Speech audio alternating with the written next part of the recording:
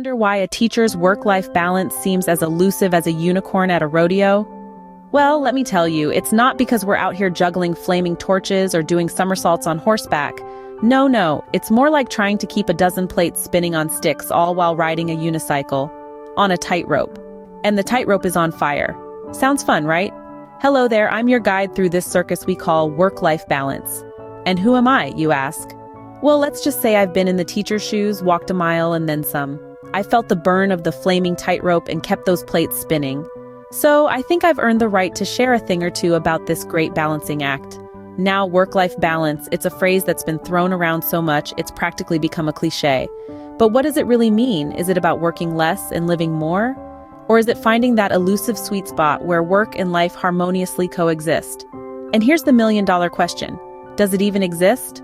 Well, folks, I'm here to tell you that it does.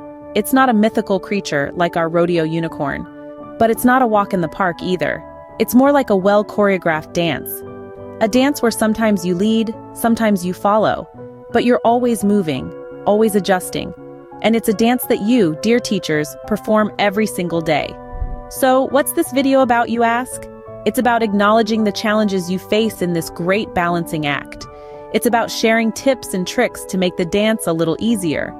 But most importantly, it's about celebrating you, the unsung heroes who juggle the demands of teaching with the rest of life's responsibilities. All right, folks, buckle up. We're about to dive into the wild world of a teacher's day-to-day life. Imagine this.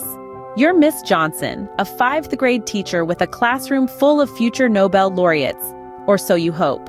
Each day begins with a chorus of "Good morning, Miss Johnson," as you walk into a classroom buzzing with energy. You're armed with lesson plans and a steaming cup of coffee, ready to shape young minds. But the universe has other plans. Little Billy forgot his homework. Again. And Jessica? Well, she decided that her desk was the perfect canvas for her new set of markers. You spend your morning navigating through the jungle of multiplication tables and sentence structures, all the while acting as the referee in the battle of who's the fastest runner in the class. By lunchtime, you're pretty sure you've earned a spot in the Teachers Hall of Fame. Then, the afternoon rolls in with its array of challenges. Grading assignments that look like they were written in an alien language, planning for tomorrow's lessons, and oh, that parent-teacher meeting you've been dreading. Just when you think you've got it all under control, the school bell rings, signaling the end of yet another day. But don't sigh in relief just yet. The work isn't over. You step into your home, trading your teacher hat for the many others you wear. There's dinner to be cooked, laundry to be done, and a mountain of paperwork waiting for your attention. You're a teacher, a parent, a caretaker, a friend, and a human who also needs a moment to breathe. You collapse onto your couch, a sigh of relief escaping your lips as you revel in the quiet. But then you spot it, the stack of tax returns peeking at you from the corner of the room. And just like that, another day ends in the life of our hero, Miss Johnson. But wait, there's still laundry, dinner, and oh, those pesky tax returns. So, how does Miss Johnson find time for herself amidst all this chaos? Spoiler alert, she doesn't. Yes, you heard it right. Our superhero, Miss Johnson, is just as human as all of us, juggling 100 tasks at once and often forgetting to take a breather. But let's dive a bit deeper into this whirlpool of struggle. Imagine being on your feet all day, dealing with 30, sometimes 40 energetic young minds, each demanding your attention and patience. Homework to check, lessons to plan, parents to communicate with, and let's not even get started on the surprise inspections. And did we mention the mountains of paperwork? Oh, the paperwork. And when the final bell rings, does Miss Johnson get to put her feet up and relax? No siree, she's off to her second job, being a parent, a spouse, a friend. She's got a house to run, errands to do, and don't forget those school projects that need finishing. You know the ones I'm talking about, the ones that somehow always end up being a parent's responsibility. In the midst of this, where does self-care fit in? Where does Miss Johnson find the time to relax, to unwind, to just breathe? It seems like an impossible task, doesn't it? An elusive dream that's out of her reach. And yet we all know that it's crucial. Without taking care of herself, how can Miss Johnson take care of others? How can she inspire her students, support her family, and keep her sanity intact? Now I know what you're thinking. There's got to be a better way. Well, hold on to your hats because we're about to explore that. All right, time to let you in on some trade secrets. No, it's not about cloning yourself or inventing a time machine. I know, disappointing, right? But hey, these tips and tricks might just be the next best thing. First off, let's talk about setting boundaries. Now, I don't mean building a fortress around your desk, as tempting as that might be. I'm talking about setting clear, firm boundaries between your work and personal life. When you're at work, be fully present. When you're at home, leave work behind. You're not a superhero, and even if you were, even superheroes need a break. Next up, prioritizing tasks. I can hear you groaning already. But trust me, there's a method to the madness. Try this. Take a moment each morning to jot down your tasks for the day. Then order them by importance.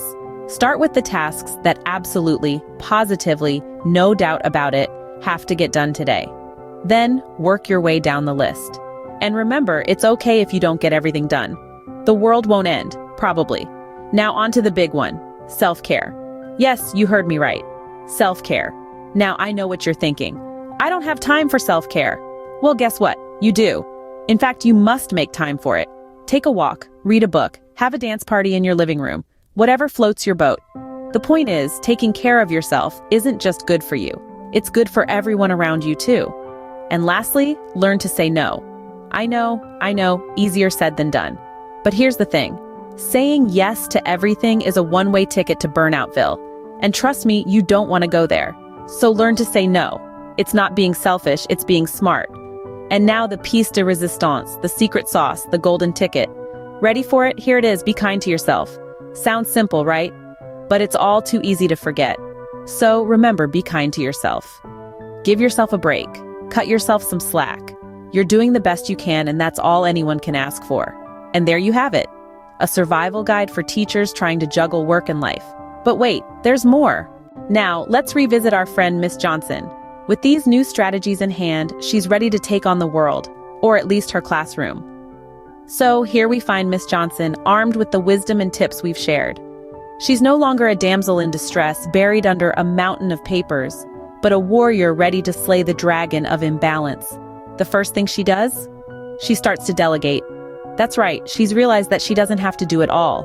She's got a team of eager little helpers in her classroom, and she's not afraid to use them. And what about those late-night grading sessions? Well, they're a thing of the past. She's implemented a new routine, a solid hour of grading right after school, and then the rest of the evening is hers. Imagine that, a teacher with time to relax and unwind. Revolutionary, isn't it? But that's not all. Miss Johnson has also discovered the magic of mindfulness. She takes 10 minutes each day just for herself to sit quietly and breathe.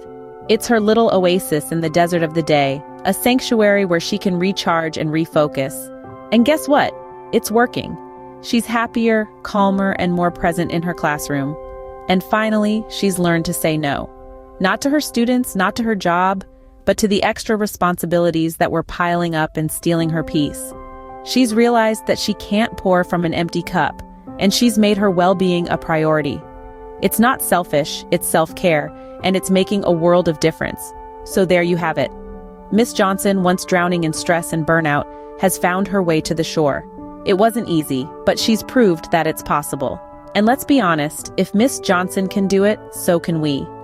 And just like that, Miss Johnson became the unicorn we all aspire to be, a teacher with a work-life balance. So what have we learned today? Other than the fact that teachers are superheroes in disguise, of course. We've taken a deep dive into the great balancing act that is the life of a teacher. We've walked a mile in their shoes, seen the struggle, and let's not forget, marveled at their superhuman abilities. We've gathered a treasure trove of tips and tricks to help keep everything in check. From mastering the fine art of delegation to understanding the power of a well-timed no, we've explored how to prevent that teetering tower of responsibilities from toppling over. And finally, we've seen the light at the end of the tunnel, a beacon of hope for every overworked educator. Because let's face it, every superhero needs a break too. Remember, folks, work-life balance isn't a myth. It's a reality that's within reach for every teacher. So go forth, conquer your day, and don't forget to take some time for yourself. You've earned it.